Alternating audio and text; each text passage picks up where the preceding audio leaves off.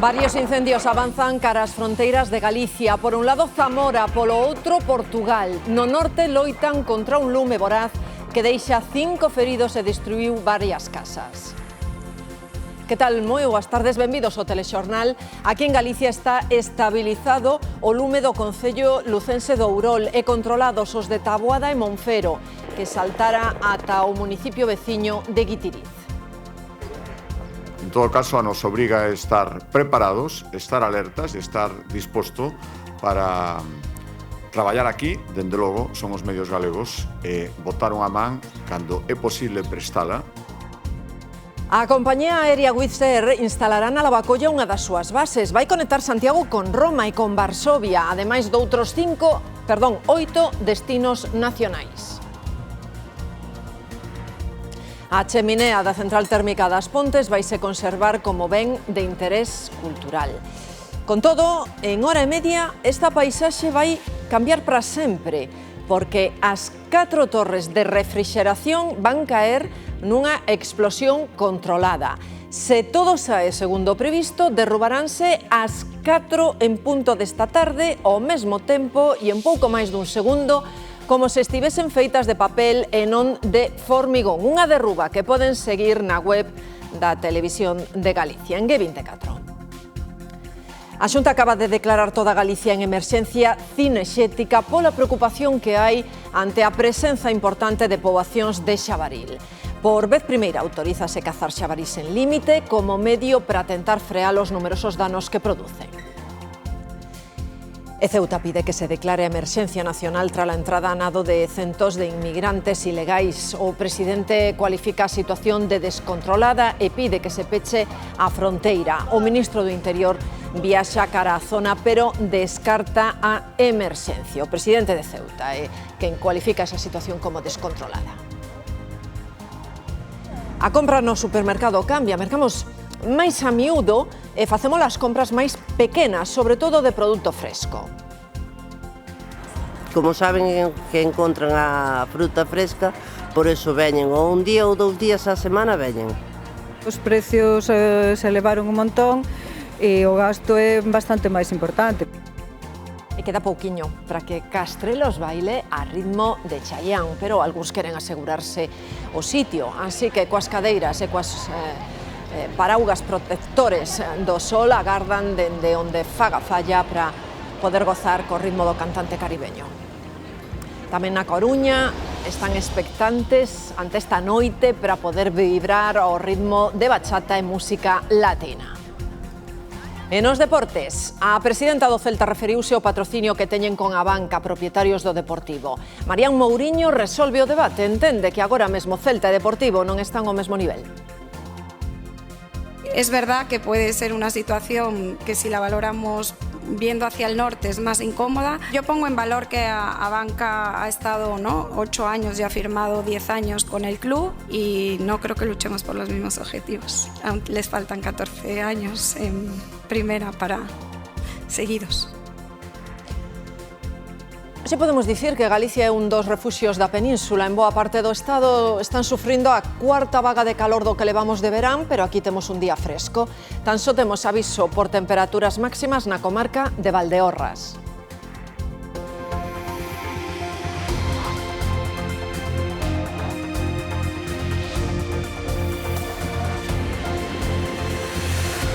A importante preocupación das últimas xornadas polos incendios forestais trasládase á fronteira con Galicia. O lume avanza nestes momentos sen control nas veciñas provincias de León e Zamora, pero tamén en Portugal. Alberto.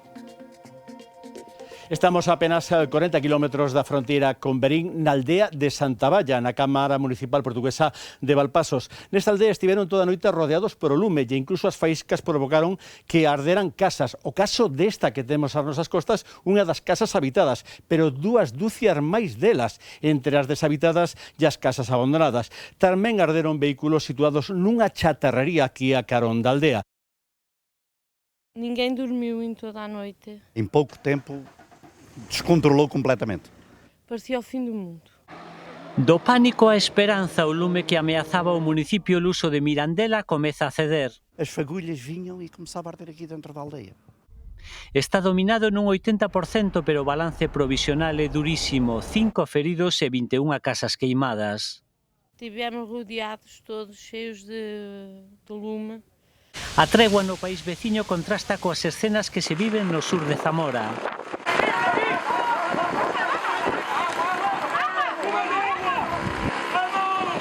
As lapas, favorecidas polo vento e temperaturas que superaron os 40 graus, avanzaron a velocidade destructiva.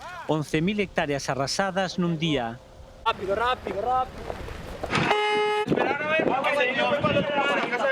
Es que no puede ser. Xa son preto de 1.000 os veciños desalosados en 14 núcleos de poboación, entre eles os anciás desta residencia. Bajamos el andador aquí, ¿vale? Esto va al maletero. Algúns pasaron a noite en pabillóns como este. Continúan confinados os municipios de Fermoselle e Fariza. A UME trata de impedir que se achegue máis ao perímetro urbano. Conta coa axuda de bombeiros de Serbia, Cádiz e Cantabria. Se ha trabajado bien durante la noche, pero no bajamos la guardia. O presidente autonómico trata de calmar os ánimos e pide prudenza. Indica todo que hubo algún tipo de imprudencia. A comunidade amenceu con 9 incendios activos, 5 de máximo nivel de perigosidade. León combate o seu propio inferno con 2 focos graves. A Junta de Castilla e León pide pechar ventanas e evitar actividades ao aire libre. En Galicia está estabilizado o incendio de Ourol e seguen controlados os de Taboada e Monfero. Sabela. Marta, estamos no alto do Xestoso, aquí en Monfero, exactamente onte a esta hora comezaba aquí un incendio que xa está controlado e que arrasou unhas 30 hectáreas de Monte Baixo. Estamos na zona do Parque Natural das Fragas do Eume, exactamente tamén no límite das provincias da Coruña e Lugo. Precisamente o vento destas últimas horas levou a este incendio que se iniciaba aquí en Monfero a afectar a zona tamén do concello de Guitiriz, pero medios aéreos e terrestres controlaron a situación. Mesmo escenario tamén en Ourol, na provincia de Lugo, onde un incendio arrasou aproximadamente unhas 20-30 hectáreas tamén de Monte Baixo, lonxe das vivendas e sen perigo para a poboación. Pouco despois do mediodía deste mércores, unha intensa fumareda sorprendía os veciños da parroquia de Merille, en Ourol. De entrada preocupaba o dano que puidera causar nas lamas, porque o lume ascendía con forza cara a esa zona. Aquí non hai ganado, pero se sigue ardendo, pues claro que hai ganado por outro lado e hai casas. Mucho humo y sí, estuvimos con miedo que el fuego va a venir aquí. Mentres se tentaba frear o avance do lume con 2 avións e 3 helicópteros e con equipos por terra, decidiuse tamén mover o gando cara a zonas máis seguras. Segundo as últimas estimacións de Medio Rural, arderon unhas 30 hectáreas. Recordei unha cantidad bastante grande arbolada, con bastante árboles. Malia que desde as 3 desta mañá o incendio se dá por estabilizado, os veciños son conscientes de que o risco aínda persiste. Sí, ahora mucho mejor, pero... Isto está todo seco, isto é unha bomba. Hasta que veña un pouco de aire, isto é unha... escapa todo. Onde están xa algo máis tranquilos é en Monfero, en Taboada. Medio Rural dá por controlados os 2 incendios, aínda que seguen cos labores de control e investigación. É verdade que é bastante sorprendente que prendera ali, por eso que nos chama a atención, non? Que non fora intencionado, quero dicir. Neste do Alto de Xestoso, no límite entre Monfero e Guitiriz, queimáronse unhas 30 hectáreas, e no da parroquia de Inso, en Taboada, arredor de 40. O estado dos lumes e a situación no monte vixiase dende o Centro de Coordinación de Incendios en Santiago. Dende ali, o presidente Alfonso Rueda dixo que Galicia está preparada para loitar contra o lume e puxo en valor o traballo dos equipos de extinción. Que colaborou na extinción dos incendios de Ávila, Toledo e Madrid. Alfonso Rueda recibiunos aquí esta mañá en Santiago e agradeceulles o seu traballo e o seu esforzo. O presidente da Xunta tamén pediu colaboración cidadana loita contra o lume. Pediu que se alguén ve un incendio de aviso os servizos de emerxencia. O presidente Rueda agarda que o que queda de verán sexa tranquilo en canto ao incendio se refire, pero di que se non fose así, a comunidade está preparada. Alfonso Rueda recibiu o contingente galego que loitou contra os incendios noutras comunidades. Os equipos que traballaron sobre o terreo alertan da voracidade dos novos lumes. Volvemos a ver como o lume se puxo fora de poder de extinción, é dicir, da nosa capacidade. Moito pinar, moita carballeira, un lume moi voraz, moito vento. Sí, houve similitudes. Eu atopei bastantes similitudes cos lumes que tuvemos o ano pasado aquí en Galicia. A coordinación é clave tanto entre as administracións como entre os equipos de extinción. Aportamos e aprendemos, é dicir, nos aportamos as nosas características e as nosas habilidades, pero tamén aprendemos. Alfonso Rueda di que Galicia está preparada para afrontar os meses de maior risco. Temos que seguir moi atentos, moi alerta, con todos os medios desplegados, empezando polo dispositivo da Xunta de Galicia. Teño dito moitas veces, seguramente o mellor de España e dos mellores de Europa. Máis de 240 cámaras vixían os montes galegos. Ademais, nesta campaña, Galicia refórzase con novos medios aéreos. O Parlamento acaba de aprobar o teito de gasto de Galicia para o próximo ano, algo máis de 15.000 millóns de euros. Esa é a cifra que vai servir de referencia despois para confeccionar os orzamentos. Xesús. Ola, que tal? Pois ese teito de gasto quedou aprobado grazas aos votos do Grupo Popular, que celebrou esa suba do 5,5% respecto deste ano, o que vai servir para fortalecer os servizos públicos e apostar pola innovación e pola celebración do Xacobeo. Recordaron tamén os populares que Galicia poderá contar con orzamentos públicos porque ten estabilidade política. Os grupos da oposición, todos eles, votaron en contra, din que ese teito de gasto xa resulta insuficiente ante as carencias que xa presentan os servizos públicos. O caso é que o teito de gasto quedou aprobado hoxe no Parlamento. Esa cifra servirá de referencia para ir confeccionando os orzamentos do próximo ano. O coste da vida subiu en xullo, o IPC sitúase no 3,5% e a inflación subxacente, que non conta nin alimentos frescos nin produtos enerxéticos, aumentou ata o 3%. A inflación encadea así 5 meses xa consecutivos por riba dos 3 puntos. Neste mes de xullo sube o punto máis alto en máis de 2 anos. Detrás dese comportamento, xa o notarían vostedes, está a suba do combustible e tamén da electricidade. Os precios se elevaron un montón e o gasto é bastante máis importante para todos os niveles de todo tipo de alimentación. Subeu bastante máis con respecto ao que nos suben a nosa pensión. La subida que le han dado a la alimentación es terrible. Para evitar en parte ese impacto forte da suba dos prezos, os consumidores estamos modificando os hábitos de consumo. Por exemplo, imos máis veces facer a compra ao supermercado para ter un coste menor cada vez. 2.872 euros é o que gastou de media en alimentación cada español en 2025. Un consumo que medrou máis dentro dos fogares que afora. Yo creo que la tendencia es clara. Hay un ajuste consumo doméstico, como veremos después, consumo fuera del hogar, donde se incrementa notablemente el consumo doméstico. Porque se lle faz caso ao alterne dos bares a tomarte a cerveza, o sueldo, os que ganan un sueldo un pouco regular, vaille aí. Outro dato salientable é que imos con máis frecuencia comprar de media 4 veces por semana e cárgase menos volume. Ahora casi compras día a día ou como mucho, en mi caso, cada 2 días. Van máis porque van repartindo o sueldo, hai que ir repartindo pouco a pouco. Non pode ir de golpe, senón ao chegar ao 15. En 2025 a compra de alimentos frescos aumentou un 1,2% fronte ao ano anterior. Subiu o consumo de froitas e carne, pero baixou o de peixe. Sí, a xente está tirando máis polo fresco e máis polo sano, comida sana. É que o pescado, lógicamente, pois está moi caro con relación á carne. En cantos lugares, os supermercados acaparan o 68% das compras. Baixan hipermercados e tendas tradicionais e a compra por internet estáncase nun 2%.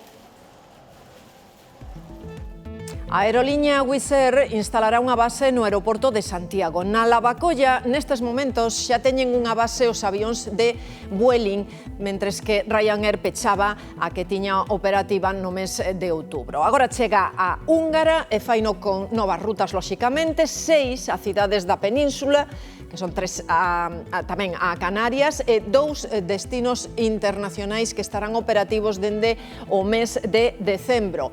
Permitiránnos chegar a Italia cun voo a Roma e tamén a Polonia cunha conexión a Varsovia. 1 millón de prazas novas e 10 destinos directos de golpe. É a gran aposta que fai Wizz Air por Santiago ao convertelo na súa nova base de operacións en España, xunto con Madrid e Valencia. Combina lo nacional, la conectividad nacional con la conectividad internacional y que estamos convencidos de que nos posiciona como un actor muy relevante en la conectividad gallega y específicamente en la conectividad de Santiago. Un avión desta aeroliña que opera en España dende 2004 pernoctará en Lavacolla, facilitando os voos de primeira e última hora. Máis postos de traballo e tamén máis posibilidades de conexións a primeira e a última hora do día, que son, sin lugar a dúbida, as máis demandadas. Que se poden conseguir grandes logros cando todos empurran nunha mesma dirección e cando todos colaboran, non? Wizz Air conectará Galicia con destinos como Canarias, Madrid, Málaga, Bilbao, Varsovia ou Roma, sumando 5 novos aeroportos á súa rede. Más viajeros y a que la gente se animen a viajar a otro sitio. Bienvenido sea, ¿no? Hai moitas líneas, hai que pagar máis cartos. Coa súa frota de última xeración, Wizz Air consolida a súa expansión e pon o aeroporto Rosalía de Castro no mapa europeo. Onde perdemos posibilidades en as conexións por estrada, perdemos 14 liñas de autobús que nos conectaban co resto de España. É o que denuncia a Xunta despois de analizar o novo mapa de transporte por estradas presentado polo Executivo Central. Verín, un concello de 14.000 habitantes, quedaría sen que pasen por alí as grandes liñas estatais, segundo análise realizado pola Xunta, unha situación que se repetiría en Allariz, Agudiña ou Xinzo. É unha reducción de preto de 4.500 servicios nas conexións galegas e unha reducción de 44 a 30 rutas no mapa concesional e nas conexións estatais. O principal prexuízo sería para os territorios rurais. Para gañar tempos nos desplazamentos, 30 municipios pasan de contar con paradas fixas a un sistema de parada baixo demanda no novo mapa estatal para os autobuses. Si ya de por sí venir a Galicia suele ser bastante dificultoso por el término de los retrasos en los trenes e incluso en los buses, ahora imagínate si tienes que hacer escala en otras ciudades. En fin, al final es dejar un poco atrás a Galicia, siempre. Mantéñense os 5 corredores que enlazan Galicia con cidades como Salamanca, Bilbao, Barcelona ou Sevilla, pero segundo a Xunta pérdense o 32% das rutas. Moi mal. Nos temos sorte porque estamos en Vigo, pero se vives nun pobliño máis pequeno é un rollo, non estou de acordo para nada. Modificar algunhas rutas supón, por exemplo, que desapareza a conexión directa de Ferrol ou Lugo con Alxeciras. Bastante mal o tema do transporte, como para que todavía reduzca máis. A Xunta advirte de que ao eliminarse algunhas conexións, Galicia tería que asumir o custo de novos servizos para evitar que os municipios afectados queden illados. Tal día como hoxe, 25 anos atrás, remataron as obras do tramo da A6 en Galicia. Era un 30 de xullo de 2001 e os galegos puidemos ir dende a Coruña ata Pedrafita sen ter que sair desa autovía e continuar pola mesma vía pola meseta cara a Madrid. Un fito na construción de estradas naquela época cun dos investimentos máis elevados pola dificultade do terreo. A autovía A6 rematou co histórico illamento de Galicia cambiando radicalmente a conexión coa meseta. Notárono as empresas que xa podían competir mellor ou reducir os tempos de viaxe e os custos, e tamén aumentou a seguridade viaria, evitando o perigoso porto de montaña de Pedrafita pola Nacional se está en pleno inverno. Sei que hai accidentes tamén por aí por Becerrea e... A outra cara foi que esas vilas históricas de paso como Pedrafita ou Becerrea quedaron esquecidas pola maioría e pecharon moitos negocios. A A6 tamén foi un fito de enxeñería. O tramo de montaña entre Lugo e León foi unha das obras máis complicadas do seu momento e algún quilómetro superou os 11 millóns de euros. A dureza do terreo manifestouse ao longo do tempo. O exemplo máis claro, a derruba do viaduto do Castro hai 4 anos. Os traballos de conservación da vía fanse necesarios cada pouco. Nos afectan un pouco na hora de planificar, porque sempre nos demoran, vai haber conxestión. O ano pasado modernizaron os túneles e agora hai obras para mellorar o firme nun treito de case 80 kilómetros entre Lugo e León. Hombre, si que lle fai falta, claro. Estes días traballan entre o Corgo e Baralla e o corte é total en dirección León, con desvíos pola Nacional Sexta.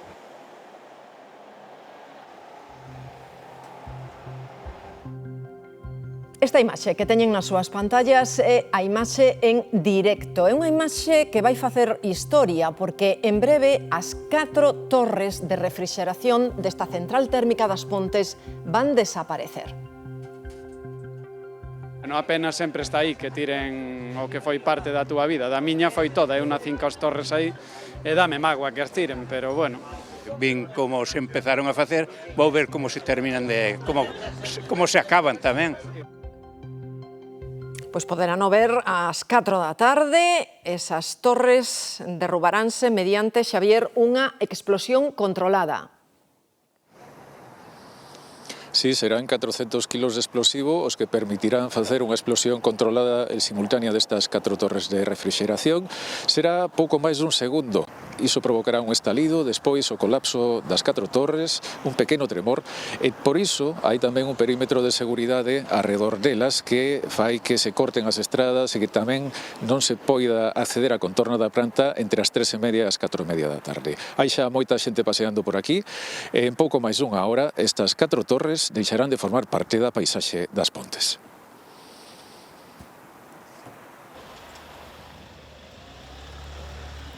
Bueno, pois unha imaxe lles quería dicir que poden seguir vostedes en G24 en directo a partir das 4 da tarde.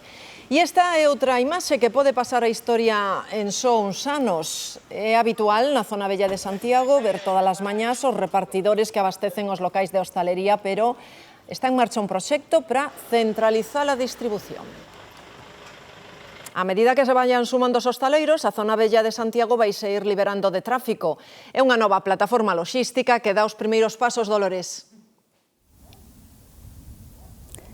Estamos diante da nova plataforma loxística que nace para centralizar e distribuir todas as mercadorías que deben chegar á zona vella de Santiago. Faraeo mediante vehículos de emisión cero. Abrirá as súas portas antes de final de ano e nel investíronse máis de 4 millóns de euros, boa parte financiados con fondos europeos. As autoridades presentes hoxe aquí todas na súa inauguración destacaron que se trata dun proxecto piloto e innovador pro que miran todas as cidades patrimonio que queren retirar das súas zonas monumentais os vehículos pesados, as camionetas e furgonetas que fan o reparto de mercadorías. As instalacións da nova plataforma loxística de distribución de mercadorías de Santiago están rematadas. O obxectivo deste centro é reducir de forma paulatina a saturación do tráfico durante as horas de reparto na zona monumental. Estiman que ata un 80%. Estará en funcionamento este ano. Mercagalicia encárgase da xestión. A idea é un pouco a mesma que temos das persoas, é dicir, todos temos asumido agora que é moito máis sostible, interesante e rendible que as persoas entremos agrupadas en transporte público ás cidades, non? Pero non sei por qué ninguén fixo a mesma reflexión das mercadorías. Entón, trátase un pouco diso, non? De intentar que non entre cada quen coa súa furgoneta para repartir un saco de patacas ou uns tomates ou uns grelos. Xurdiu como un proxecto piloto de protección patrimonial froito da colaboración institucional que pode estenderse ao resto de España. Hai un investimento de máis de 4,5 millóns de euros, dos que o Ministerio de Transportes achega máis do 85%. Santiago é a primeira cidade en implantar este modelo que servirá de exemplo para que outras cidades poidan seguir o mesmo camiño. A distribución das mercadorías farase dende aquí con vehículos de emisións cero. O centro loxístico ocupa unha parcela de 40.000 metros cadrados no polígono do Tambre. As probas da PAU, a antiga selectividade, dan un paso adiante en Galicia porque as 3 universidades públicas e a Consellería pecharon un novo modelo para evitar os erros que se produciron este ano. En definitiva, vai ser un novo modelo máis seguro, máis coherente, máis igualitario e que posibilite evitar calquer tipo de controversia ou calquer tipo de problema. E a partir de mañá vai estar permitido abater ou capturar xabarís en toda Galicia sen límites. As autoridades declaran a emerxencia cinexética temporal para lograr controlar a poboación e frear a súa expansión. Mar. Entran nas estradas, nas vías de alta capacidade e causas accidentes. Hoxe mesmo neste punto da VG20, no quilómetro 5, un conductor tivo que esquivar un exemplar e bateu contra outro coche. Tamén arrasan colleitas, provocan perdas enormes na agricultura e mesmo se pasean polo centro das cidades, como vemos en imaxes difundidas habitualmente nas redes sociais. A expansión dos xabarís alertan a poboación e as autoridades acaban de tomar medidas.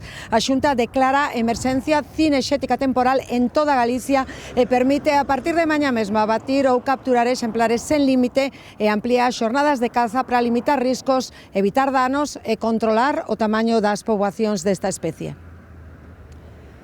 No verán a produción de leite baixa por mor das altas temperaturas que soportan as vacas. Por iso os gandeiros buscan como manter frescas as cortes. Nunha granxa de Friol instalaron, Andrea, un sistema de ventilación. Si unha provincia de produción leiteira como é Lugo precisa tomar medidas fronte ás vagas de calor para asegurar o benestar das súas vacas. É por iso que en moitas explotacións xa están tomando medidas como esta que están vendo, instalar ventiladores nas salas de muxir e tamén nos establos para que as vacas non pasen calor. Así os gandeiros asegúranse que as súas vacas non deixan de comer e que tampouco se merme a produción de leite. Estas vacas en concreto que están vendo de media ao día poden producir ata 42 litros de leite. Iso sí, cando teñen moita calor, a produción pode baixar ata os 35 ou 30 litros.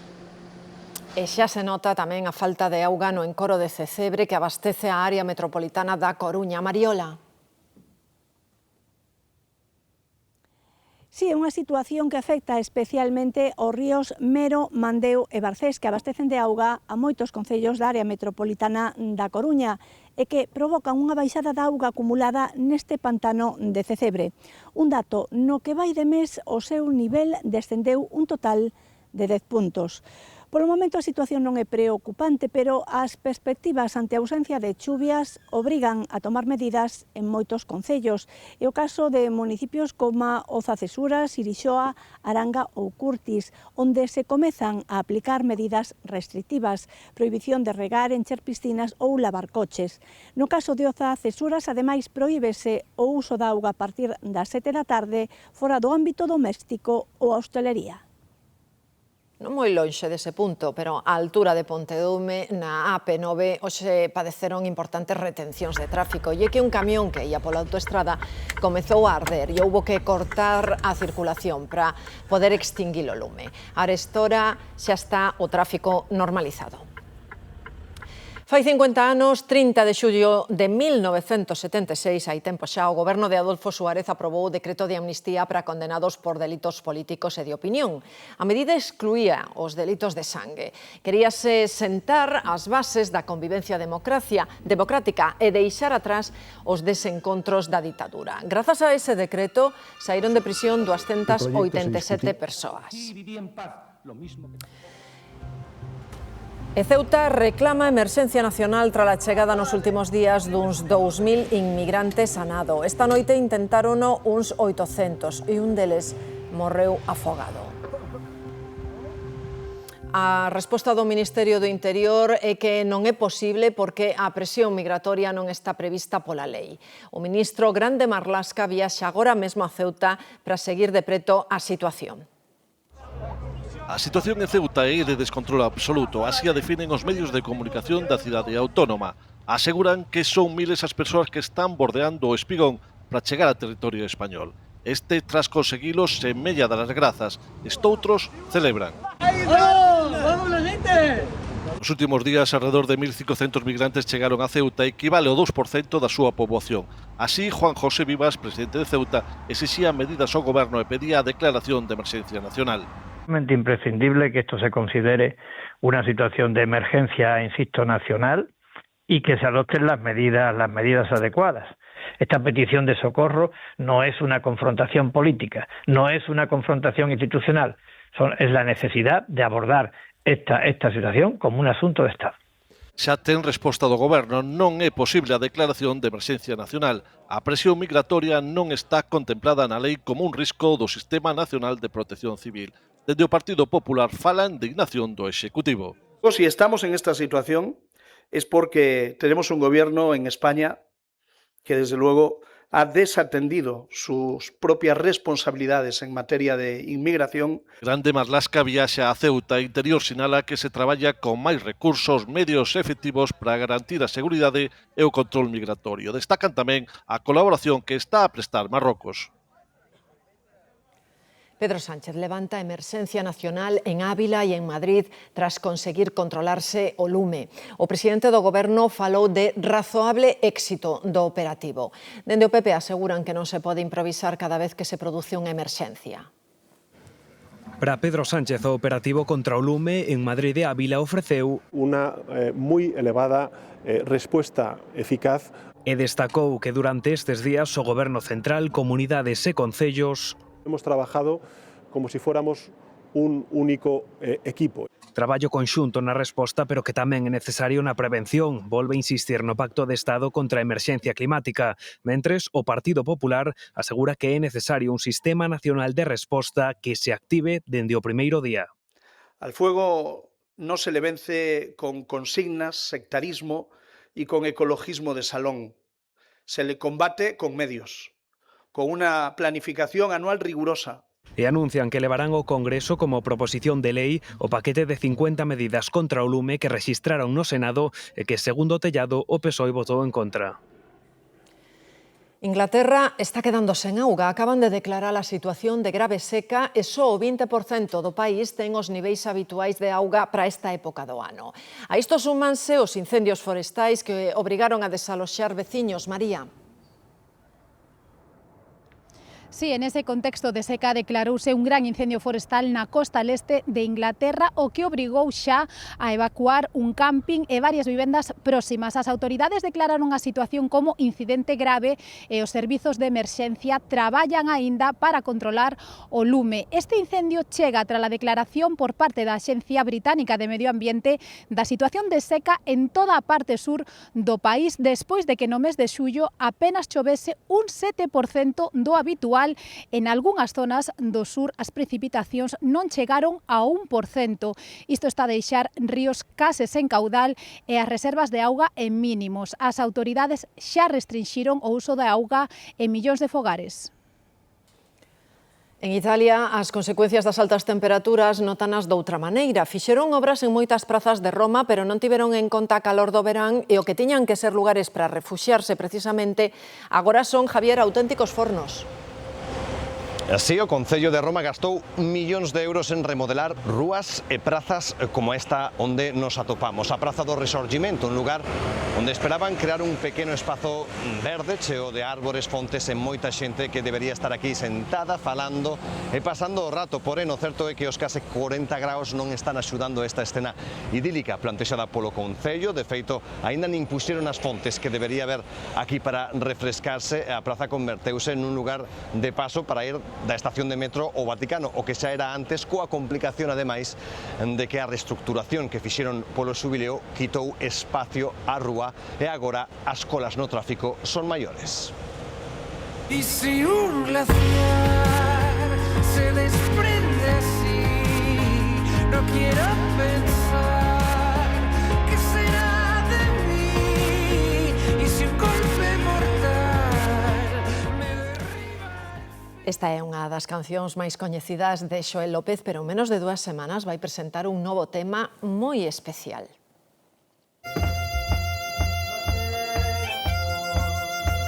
Son as únicas notas que se coñecen do futuro himno do Deportivo. Son obra de Xoel López. O himno será realidade o día 11 ou 12, aínda non está claro. Só se sabe que se publicará antes de que empece o Teresa Herrera. Serán a nova identidade sonora do deportivismo, unha encarga a un deportivista. Esa mesma noite fixen a letra do himno, o 90% da letra. O día seguinte fixen a música, porque cando escribín a letra era pois a unha da madrugada ou así, entón pouco era momento para molestar os veciños. Entón, o día seguinte, pois, empecé a traballar na música. Aos 2 días tiña unha maqueta xa do que sería o que agora vai ser finalmente o himno do meu equipo querido. Eu directamente puxeme en contacto con el e dixen, Xoel, non pode faltar unha gaita. E o himno ten gaitas, guitarras, pero tamén violíns da Orquestra Sinfónica. La primera vez creo que no llegamos a tocar todo el himno porque nos quedamos súper impactados con lo bonito que era. Non se sabe como soan, pero ten as pandeiretas de Xacarandaina, un sacho, cunchas, unha lata do Pimentón e o coro de nenos de Cantabile, e tamén os quilomberos de Monte Alto. Síntome agotado, pero creo que paga a pena e que foi por algo que espero disfrutemos todos. É unha auténtica superestrela. Aitana acaba de estar na Coruña no seu último concerto e foi uns días despois de que España gañase o Mundial. Precisamente, o apoio da artista á selección ten consecuencias ao outro lado do Atlántico, na Argentina. Tanto Aitana como Rosalía están sufrindo a ira, podemos dicir, dos fans argentinos, están cancelándose concertos. Que cancelación? Unha superestrela hai un paso. Esta imaxe fixo prender a ira na Argentina e pasaron cousas como que unha marca de roupa cambiou de nome para non ter nada que ver coa cantante. Rosalía pediu perdón en Instagram para parar a furia albiceleste que promoveu devolver entradas dos seus concertos por compartir estoutra entrada de Mia Khalifa. En 2006, Tiziano Ferro dixo que as mexicanas non eran bonitas porque teñen bigote. Quizais só tiña en mente a Frida Kahlo, con todo o comentario freou a súa carreira no país azteca. Somos máis populares que Xesús, dixo John Lennon e promovéronse queimas dos discos dos Beatles. O Like a Prayer de Madonna incluso foi condenado polo Vaticano. E que dicir das consecuencias deste xesto de Sinéad O'Connor? Marilyn Manson é rexeitado por moitos motivos, tamén por graves acusacións de abuso sexual. Un tema no foco nos últimos anos. Un caso moi soado foi o de Plácido Domingo. Varios países europeos vetaron o rapeiro antes coñecido como Kanye West, que ata ten enxalzado o nazismo. Esta noite actúa en Madrid ante 65.000 persoas. A liña entre o desastre para unha carreira musical e o que falen de min, aínda que sexa mal, é moi fina. E esta noite Castrelos vai vibrar co cantante portorriqueño Chayanne.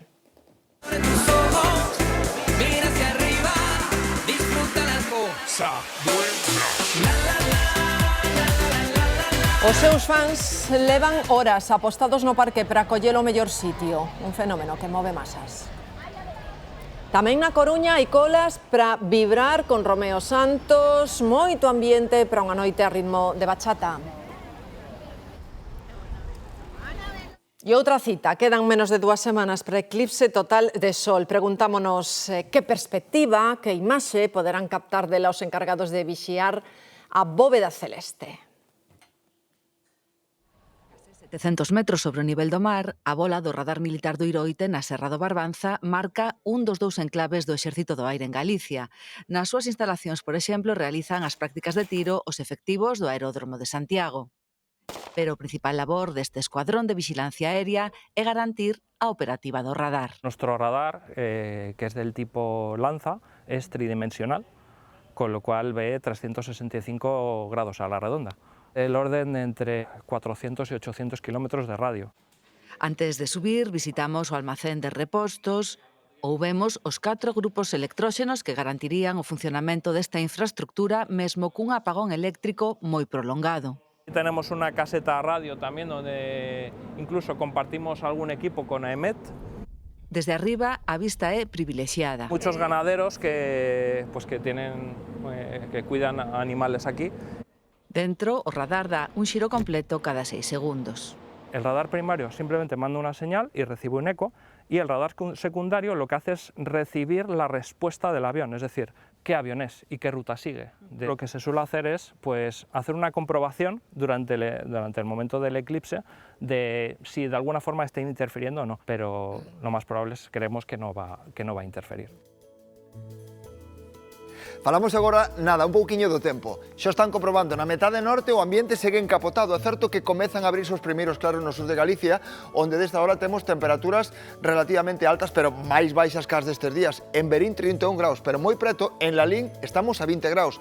E mantense tan só na comarca de Valdeorras o aviso por altas temperaturas, onde unha xornada máis se podían superar os 35-36 graus. Como sempre, despois da información deportiva, falamos das últimas horas deste mes de xullo e da primeira fin de semana de agosto. A cheminea da central térmica das Pontes vaise conservar como ben de interese cultural. Con todo, en menos dunha hora, ás 4 en punto, esta paisaxe que vemos vai cambiar para sempre porque as 4 torres de refrixeración caerán a un tempo nunha explosión controlada. Se todo sae segundo previsto, derrubaránse ao mesmo tempo un pouco máis dun segundo, como se estivesen feitas de papel, non de formigón. Van a poder seguir en directo aquí, en G24.gal. Así pechamos o telexornal. Grazas por acompañarnos, esperámolos mañá.